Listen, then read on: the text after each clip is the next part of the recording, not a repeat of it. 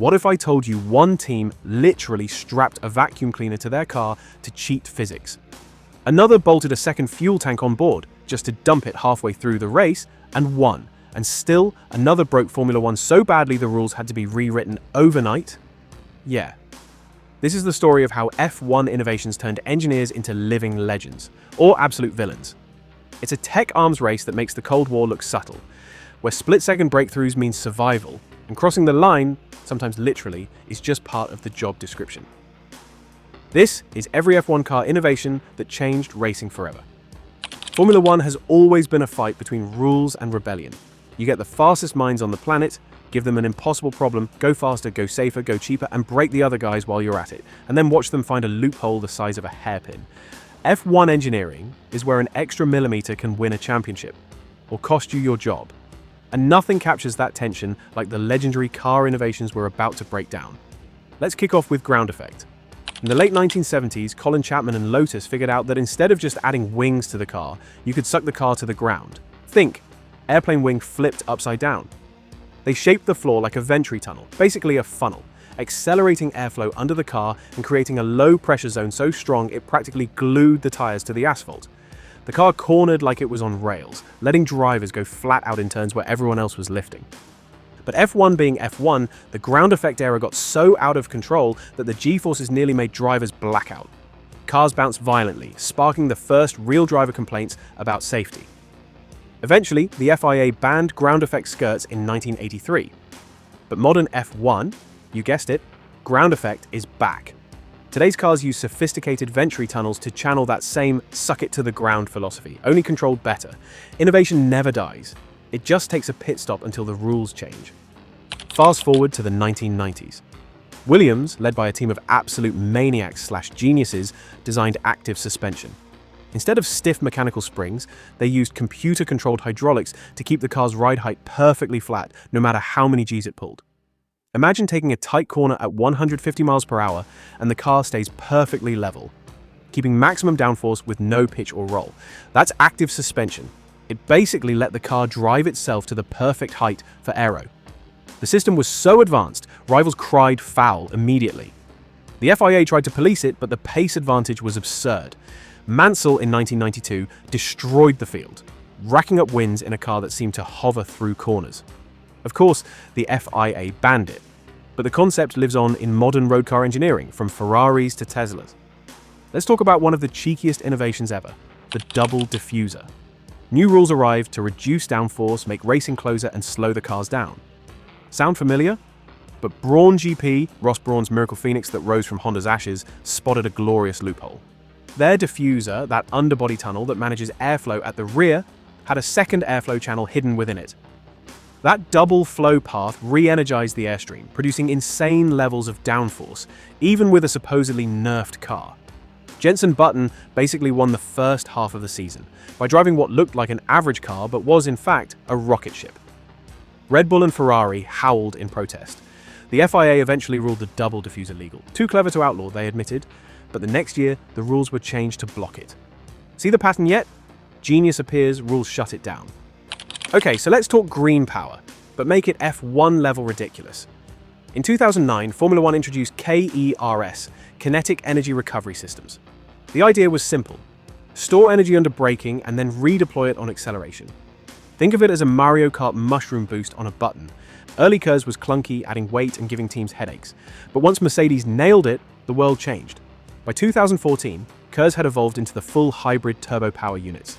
MGU-H, MGU-K, harvesting waste energy from the turbo, feeding giant batteries, and spitting out insane horsepower while sipping fuel like a Prius on a diet. It made F1 greener, but more importantly, faster. Modern F1 hybrids are so efficient they put million-dollar hypercars to shame. And it all started with engineers asking, where can we steal power back? You can't talk about car innovation without talking about the halo. For decades, drivers raced in open cockpits with nothing but a helmet for protection. Then, in 2018, the halo arrived, a titanium wishbone-like ring bolted around the driver's head.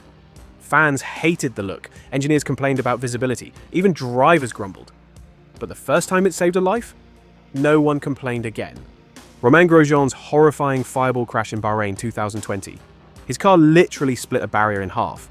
The halo took the impact and saved his life. The halo is ugly, sure, but beautiful if you like drivers being alive. And F1 fans, we do. Time for one of the most insane one-offs in history, the Brabham BT46B, the fan car. In 1978, Brabham bolted a giant fan to the back of their car. The fan was for cooling, they claimed, a technical necessity, wink wink. But in reality, it sucked air from under the car, creating monstrous downforce. It was like a Dyson vacuum cleaner on steroids, pulling the car into the track. The BT46B raced once, just once. It crushed the field in Sweden so thoroughly it got banned basically the next day. But that one race, still a legend. Want even more rule bending? Try the blown diffuser. In 2010 to 2011, Red Bull realized they could keep the exhaust blowing even when drivers were off throttle. It meant hot gas continued to energize the rear diffuser, generating downforce even in braking zones. Drivers literally learned to left foot brake while keeping a little throttle on, keeping the diffuser blown. It was a symphony of cheating, legal only because the rules hadn't caught up yet. When the FIA figured it out, they tried to clamp down. The cars lost massive downforce overnight. But the idea was so clever, even rivals had to tip their caps. Okay, let's go back to the early 1980s. Until then, F1 cars were made of metal tubes and riveted panels, brutal but deadly in a crash. Then, McLaren showed up with a carbon fiber monocoque. Suddenly, the driver sat in a super strong carbon tub, far safer and far stiffer than any metal frame. When John Watson crashed a McLaren MP4/1 at Monza in 1981 and walked away without a scratch, the world woke up. Every single F1 team switched to carbon almost immediately. Today, it's standard, and it saved countless lives. It was as big a safety revolution as seatbelts were for road cars. F1 is a sport of creative criminals. Let's call them that kindly.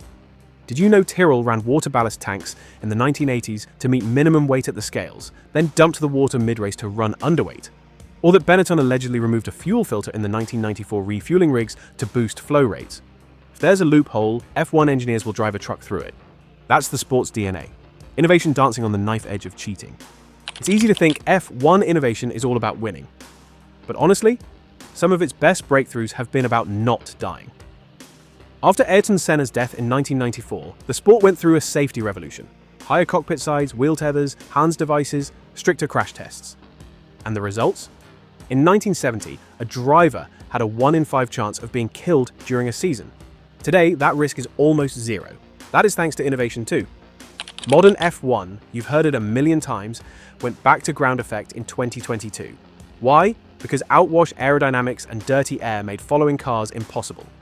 So the new rules forced designers to use underbody tunnels to generate downforce again, cleaning up the airflow for cars behind. Yeah, it led to porpoising, that horrible bouncing you saw in 2022. But it's all part of rebalancing the sport.